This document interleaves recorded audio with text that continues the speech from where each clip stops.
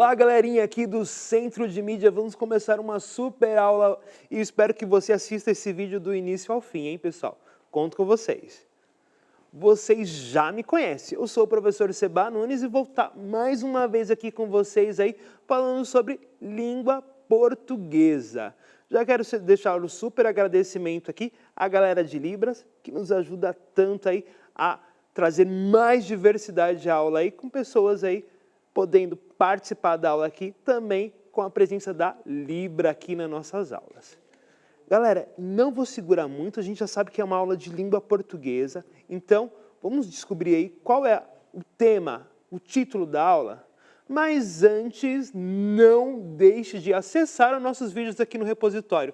Tenho certeza que sempre vai ter uma aula especial para você e vai te ajudar aí na sua vida escolar. Muito bem? Então, conto com vocês aí para estar acessando aqui o repositório.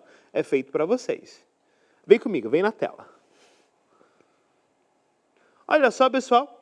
Então, o tema de hoje, nosso título é Substituições de Palavras nos Contos 2. Porque a gente já teve uma aula aí falando sobre substituições de palavras nos contos. Então, se você não viu a aula 1, procura aqui no repositório também. Muito bem, pessoal. Agora é aquele momento também de eu fazer um print, tirar uma foto na habilidade do dia. A habilidade que iremos trabalhar hoje é EF35LP06. Ela também está aqui no Aprender Sempre de 2021, tá bom, pessoal? Então, se você quiser aprofundar aí, tá o texto aí no Aprender Sempre. Muito bem, então a gente já sabe que vamos falar sobre substituições de palavras e também sobre conto. Muito bem, então vem comigo, vamos ver sobre o que iremos aprender aqui na tela. O que vamos aprender? Nessa aula, vamos pensar em palavras que podem ser substituídas no texto para evitar repetições. Todo mundo acho que já escreveu um texto aí que quando percebe, vai fazer aquela segunda leitura do texto, percebe que repetiu várias vezes a mesma palavra. E fica um texto não tão legal, né? Então, o ideal é a gente utilizar palavras diferentes aí para deixar o texto cada vez mais rico e mais dinâmico na leitura. Então, nós vamos pensar um pouco a respeito disso, a partir de um trecho de um conto. Então, convido vocês a participar aqui da leitura, vamos fazer uma leitura coletiva. Eu vou ler aqui, você vai ler aí da sua sala de aula, aí de casa, mas vamos ler juntinhos, tudo bem? Então, vem comigo, vamos aqui, vem na tela. Olha só, pessoal. Substituições de palavra nos contos. Leia o trecho a seguir, preste atenção na parte que está em negrito. Depois, responda as perguntas. Vamos aqui começar a leitura junto com o professor. Há muitos e muitos anos, vivia numa aldeia um casal. A mulher, porém, era tão preguiçosa que nunca tinha vontade de trabalhar. Se o marido mandava afiar, ela empregava um tempo enorme para fazer. Não acabava nunca o trabalho. E se acaso se punha a afiar, não dobrava o fio, deixando todo embaraçado. Muito bem, pessoal. A gente leu aí um trechinho aqui de um conto. Então, vamos já perceber algumas características? Quem conta o conto? Quem é que está contando esse conto? Narrando essa história? Já entreguei aqui, né? Então, a gente tem a presença aí de um narrador. É uma pessoa que está fora da história e contando o que está acontecendo. Agora, eu sei que algo que vocês já estão craque. Quem são os personagens dessa história?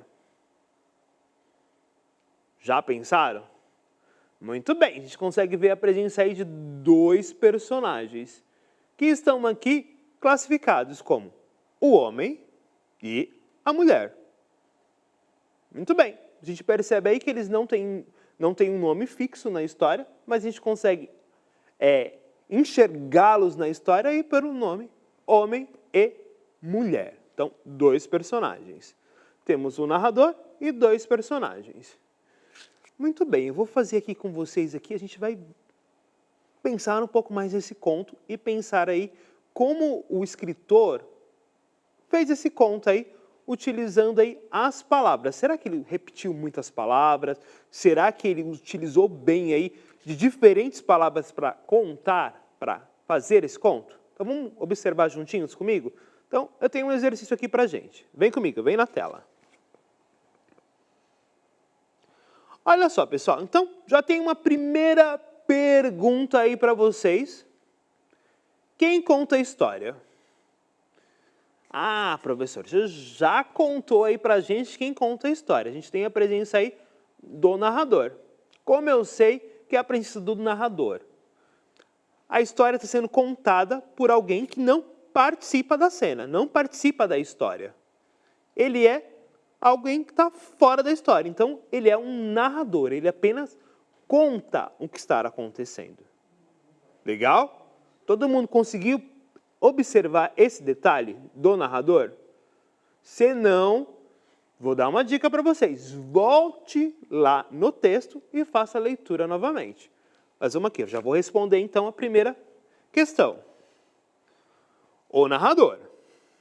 Muito bem. O marido mandava quem fiar? A gente viu aí na história aí que tem 2 personagens. Quem o marido mandava fiar?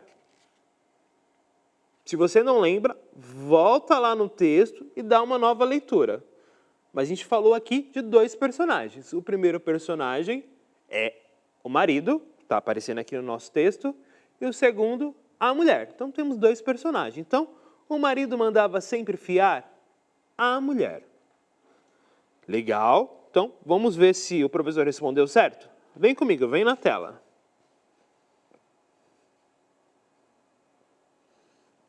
A mulher. Agora, uma outra questão aqui para a gente pensar. Localize no trecho que justifique a resposta daquela questão. Então, vamos comigo? Vamos novamente no texto aqui. Quem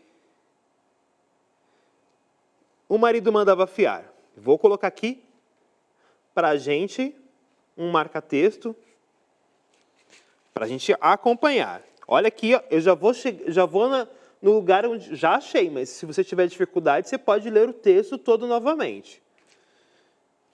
Se o marido mandava afiar, o marido, essa parte aqui do texto, o escritor podia escrever. Se o marido mandasse a mulher afiar, mas olha só, o escritor utilizou a palavra, uma outra palavra. Mandava, de vez de escrever. O marido mandava ela fiar. O marido mandava a mulher fiar. Ele escolheu aí utilizar aqui o mandava, afiar. Então, eu já sei aí que nessa parte do trecho, o marido está mandando a mulher fiar. Então, a resposta é esta. Se o marido mandava afiar. Vamos ver se o professor acertou? Vamos lá na frente, vamos aqui, a gente tem a primeira resposta, a segunda resposta, a terceira resposta. Se o marido mandava afiar. Muito bem, já sei, já localizei aqui essa questão. Vamos aqui para uma próxima questão. Quem empregava um tempo enorme para afiar? Vamos pensar de novo aqui. Novamente, pessoal, quem são nossos personagens do texto? A mulher, o homem. Muito bem, então nós temos 2 personagens. Quem que ficava aí?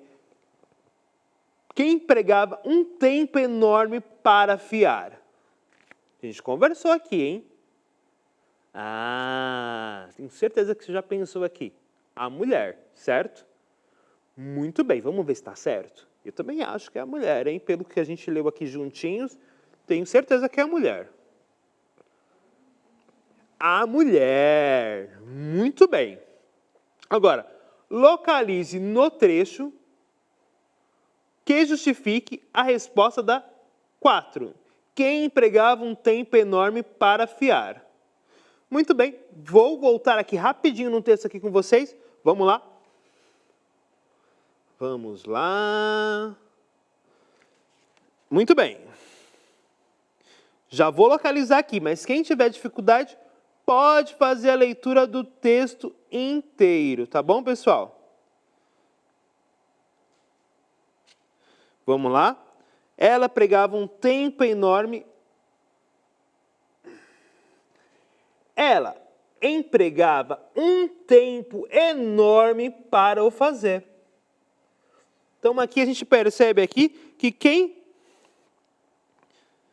empregava um tempo enorme para fiar. Quando eu estou falando aqui a palavra ela, vamos observar que ela, ele está substituindo aí a palavra mulher. Poderia colocar, a mulher levava um tempo enorme para fiar. Mas o escritor aqui, na hora de fazer o conto, ele utilizou a palavra ela.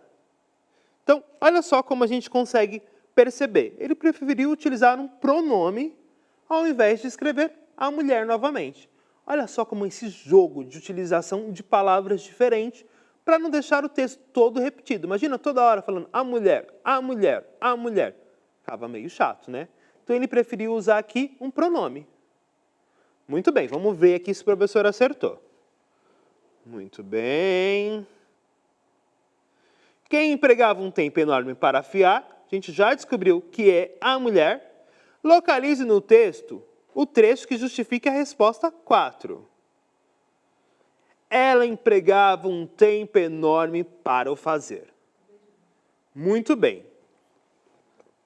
Tenho mais uma questão aqui para vocês, e essa eu vou deixar aí para você responder aí na sala de aula com os seus alunos ou aí em casa.